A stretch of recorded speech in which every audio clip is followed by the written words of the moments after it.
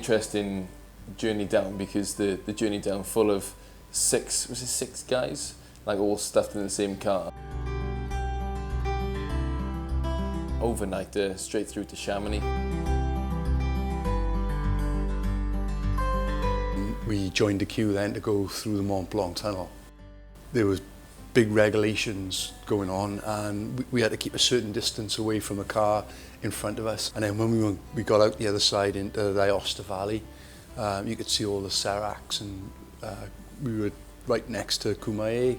We stopped at a little bridge to get some photos and have a little break, and then we drove up to our base and we spent the night, got accommodation in a campsite.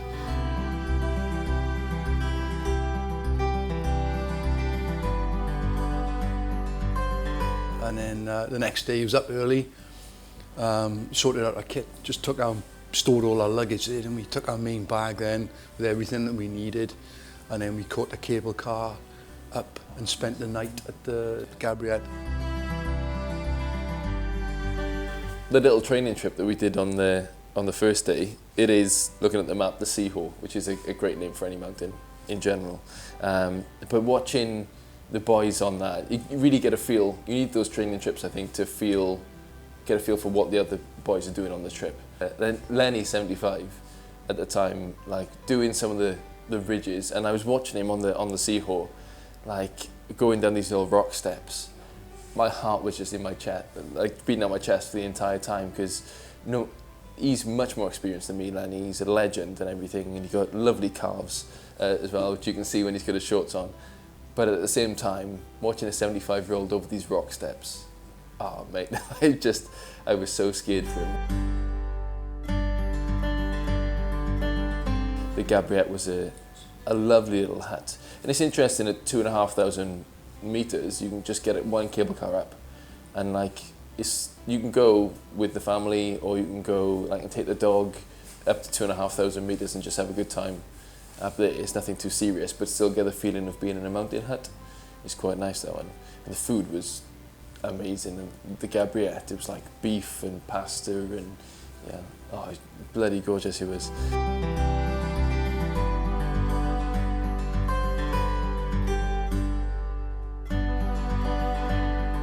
And then it was up early the next morning.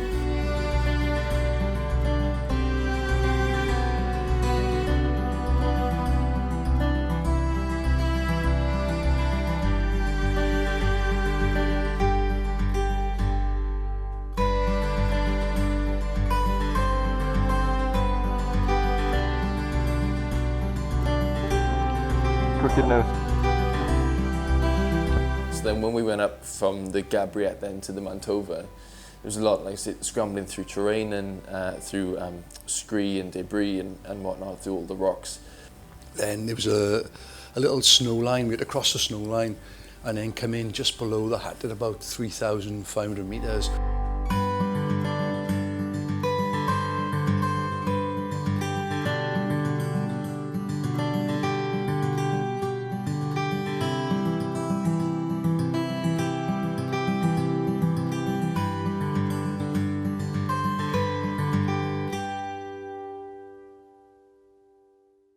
So we went from the valley floor to 2,500, and the next day we were at 3,500, and the next day we were going for a 4,000 meter call. So yeah, we went full on quite fast.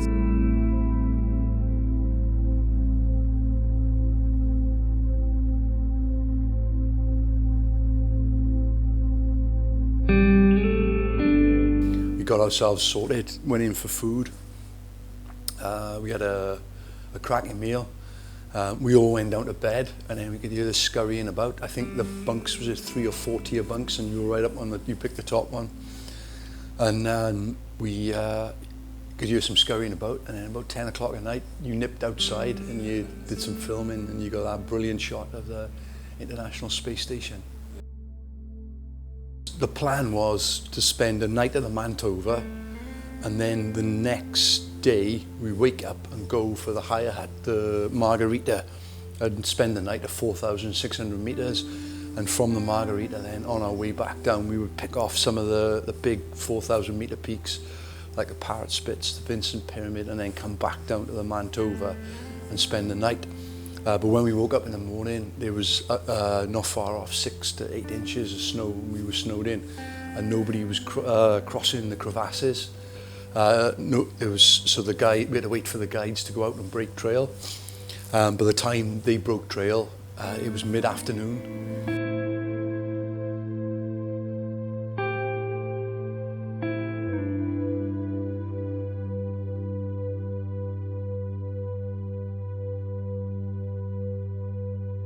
So we took the guys up to a col just on the edge of the Vincent Pyramid, 4,000 meters, and then we came back in for lunch. But in the meantime, we'd had to move hut because there was no space in the Mantova hut because everybody was staying put. So we went up to the Nefetti hut, which was about 150 meters higher.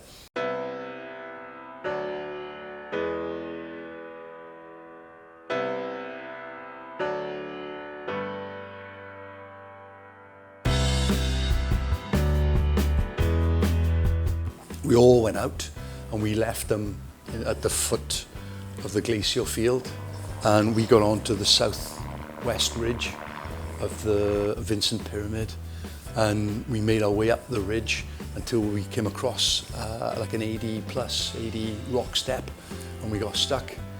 And at that point then we were waiting for a team. We were sat for maybe about 40 minutes, an hour just below the rock step, waiting for the team in front of us to get across the step. We tried to drop down and go around it, but we were stuck. So we came back, and eventually Dye Bags had to go at the step. He came back down, passed me the gear, and I just went for it. Got up and over the step, and then belayed everybody up. And then we made our way then, all following a ridge right up the shoulder, up through the rock band then, and we summited about 2 o'clock in the afternoon on top of the Vincent Pyramid, which is about 4,200 meters. The rock scramble over up on the southwest corner of the Vincent Pyramid was amazing, I thought. Really kind of, the rock step, it looks quite like as if you fall off one way or the other, you'll fall for quite a long time, but it wasn't too serious, I don't think. It was quite a nice one. The serious thing was waiting for the other party that was on there for, what, an hour. We were just sat there, just kind of getting into our down jackets, ready to kind of wait it out because they spent so long trying to get through this little section. The next day then was the last day. So the intention was to make our way down onto the lower slopes. We were going to cross the rock band, go down the Via Ferrata, and there's a big slog then onto the Giordani Spits.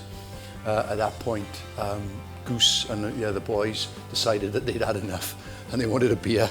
So we left them at the rock band. They followed the path back down to the valley floor, and we carried on. And it was one hell of a pull.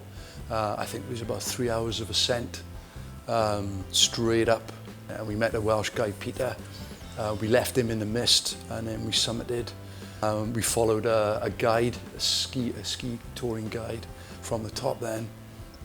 As we were coming down, I always remember this moment. We just got lost in the mist. We were following a compass bearing. We had to make our way to a narrow little col where we had to go shoot through the col and down into the next valley.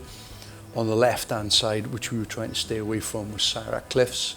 So we had Sarah Cliffs on the left, Sarah Cliffs on the right, and we had to go through a little snout which opened up into a snowball, and we were navigating in mist and a bit of whiteout to hit this snout. And after a few heart-stopping moments, we made it through down into the snowball. To the lift at that point, it should have been all over, but I had a brilliant idea. Rather than pay 25 euros to catch the lift down, I thought it'd be a good idea to walk down. Yeah, right. That was not my best moment. I think it was 2.5 hours later, crossing moraine fields and scree slopes, and having a few heart-stopping moments where we thought we were going to spend the night in the mountains. with just a few down jackets and bits and pieces. We got down into a plateau, and we hit this plateau, and when we got to the plateau, we realised we were surrounded by cliffs all the way around, and our only hope was on the right-hand side. So we made our way across the plateau, across these little lakes and streams, and we got to the right-hand side, and there was just this tiny little gully, this little chute that made it down into the lower parts of the valley, and we managed to make our way down through all the scree. And then, do you remember that beautiful house? And it was at that point I knew we were going to make it. And at that point we started to relax, and we got back onto the trail that we'd used to get up to the higher huts, and then we walked out then to the cable car, and we missed the last cable car. Oops. Yeah. Into a 16-hour Yeah. From where it would have been if we jumped on that cable car, 25 euros.